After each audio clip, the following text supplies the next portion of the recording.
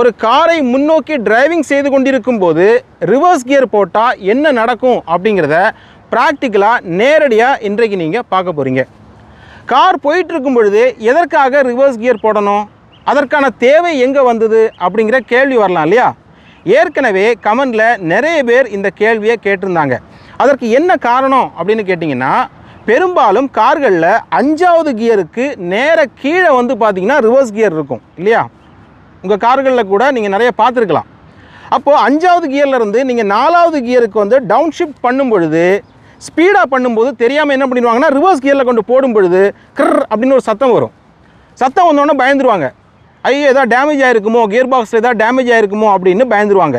ரெண்டாவது, ஒருவேளை இந்த கியர் விழுந்துருச்சு அப்படின்னா பெரிய அளவில் பாதிப்பு ஏற்பட்டுருமோ, கியர் வந்து உடனே விழுந்துருமோ, ஒருவேளை கியர் வந்து ரிவர்ஸ் கியரில் விழுந்துட்டா வண்டி வந்து எதாவது ட்ரிஃப்ட் ஆகி கவுந்துருமோ அப்படிங்கிற சந்தேகங்கள்லாம் நிறைய இருக்குது. அப்படிங்கிறதுனால நம்ம இன்றைக்கு வந்து இதை ப்ராக்டிக்கலாக நம்ம செய்து பார்க்க போகிறோம். ரெண்டாவது பார்த்தீங்கன்னா, இதை நீங்கள் கண்டிப்பாக உங்கள் கார்களில் செய்யாதீங்க. இது ஆபத்தானது மட்டுமல்ல, காருக்கு வந்து பெரிய அளவில் டேமேஜும் ஏற்படுத்தக்கூடியது. நம்ம இப்போ என்ன பண்ண போகிறோம் அப்படின்னா, இப்போ இந்த சாலை பார்த்தீங்க அப்படின்னா கொஞ்சம் ஃப்ரீயாக இருக்கக்கூடிய சாலை, ஓகேவா? இதில் வந்து பார்த்திங்கன்னா பெரும்பாலும் வண்டிகள் எதுவுமே வராது. இதில் வந்து இந்த டிரைவிங் கற்றுக்கிறவங்க சில நேரத்தில் வந்து கற்றுக்கிடுவாங்க.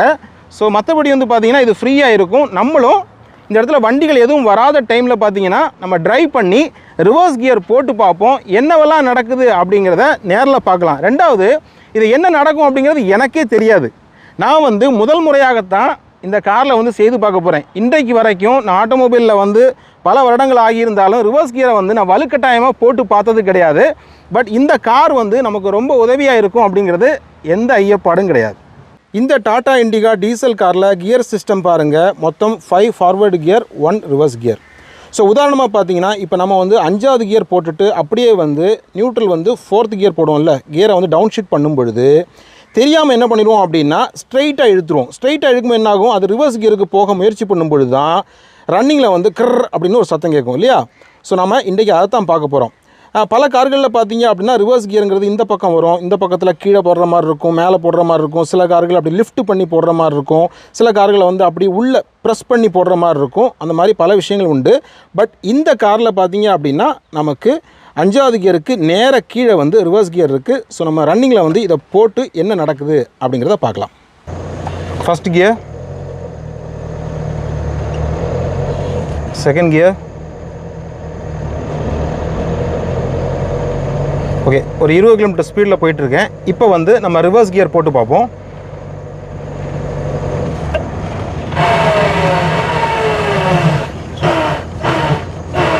விழலை. ஒருவேளை ஸ்பீடு குறைஞ்சா விழ வாய்ப்பு இருக்குது. விழுந்துட்டு ஸ்பீடு குறைஞ்ச உடனே விழுது. ஓகே, இன்னும் கொஞ்சம் ஸ்பீடு போய் பார்ப்போம். செகண்ட் கியர்,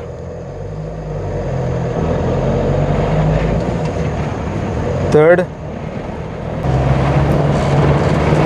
ஒரு 40 கிலோமீட்டர் ஸ்பீடு வந்துட்டேன், 50 வந்துட்டேன். ஓகே, ரிவர்ஸ் போடுவோமா?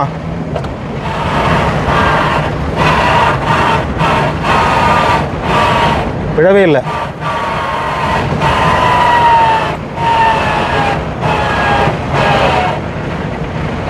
இன்னும் கொஞ்சம் வேகமாக போவோம். Okay, 60 speed.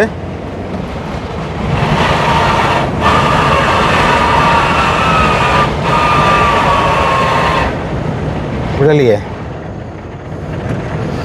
அங்கே ஒரு ஏற்ற இறக்கம் வந்துட்டு திரும்ப ஒரு ஸ்பீட் பண்ணுவோம். Okay, 60 speed. ரிவர்ஸ் கியர் போடுறோம். முழு பலத்தையும் காட்டியாச்சு,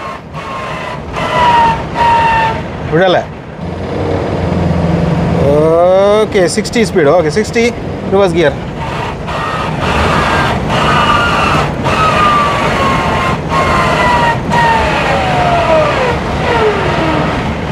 விழலை.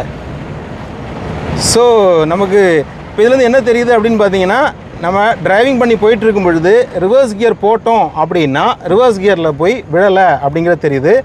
இது வந்து நமக்கு ஒரு மகிழ்ச்சியான ஒரு விஷயந்தான். நான் இது வரைக்கும் இந்த மாதிரி எக்ஸ்பெரிமெண்ட் பண்ணி பார்த்ததே கிடையாது.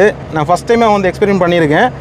இப்போ இந்த கார் பார்த்தீங்க அப்படின்னா 2011 மாடல். ஸோ இந்த பழைய மாடல் கார்லேயே வந்து நமக்கு கியர் விழலை அப்படின்னா இப்போ வரக்கூடிய லேட்டஸ்ட் மேனுவல் காரில் கண்டிப்பாக விழுறதுக்கு வாய்ப்பு கிடையாது. அப்படிங்கிறனால நான் இதை வந்து ஒரு சேஃப்டியாக தான் உணர்றேன்.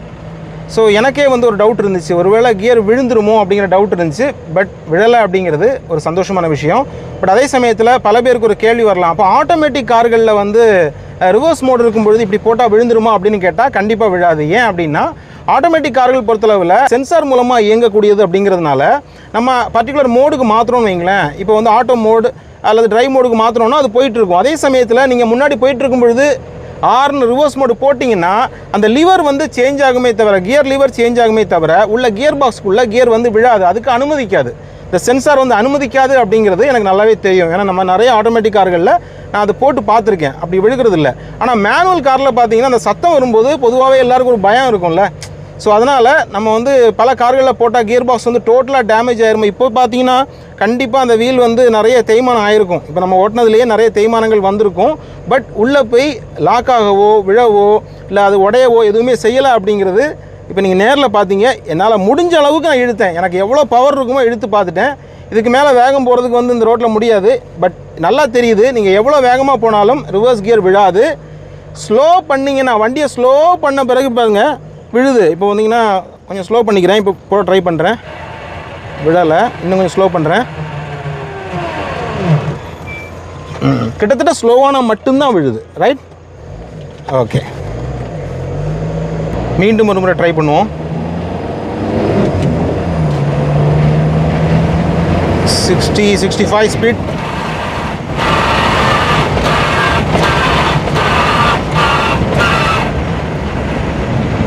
முடியல, விழலை.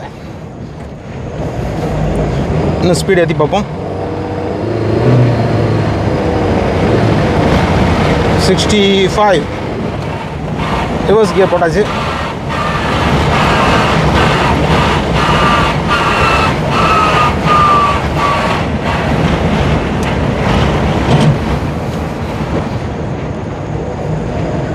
கையே வலிக்குது இழுத்து இழுத்து. கண்டிப்பாக இதை வந்து நீங்கள் வண்டியிலலாம் செஞ்சு பார்க்காதீங்க. பொதுவாக இந்த மாதிரி ஒரு ரிவர்ஸ் கியர் போட்டால் என்ன நடக்கும் அப்படிங்கிறத நம்ம நேரில் பார்க்கணும் அப்படிங்கிறது எனக்கு ரொம்ப நாள் ஒரு விருப்பம் மட்டுமல்ல, பல பேருடைய ஒரு சந்தேகமும் கூட. இன்றைக்கு நம்ம அதை வந்து பார்த்துட்டோம். இன்றைக்கு பார்த்த இந்த எக்ஸ்பெரிமெண்ட் உங்களுக்கு ரொம்பவே உபயோகமாக இருந்திருக்கும் அப்படின்னு நம்புகிறேன். தேங்க்யூ ஸோ மச் ஃபார் வாட்சிங் அவர் வீடியோஸ். தேங்க்யூ.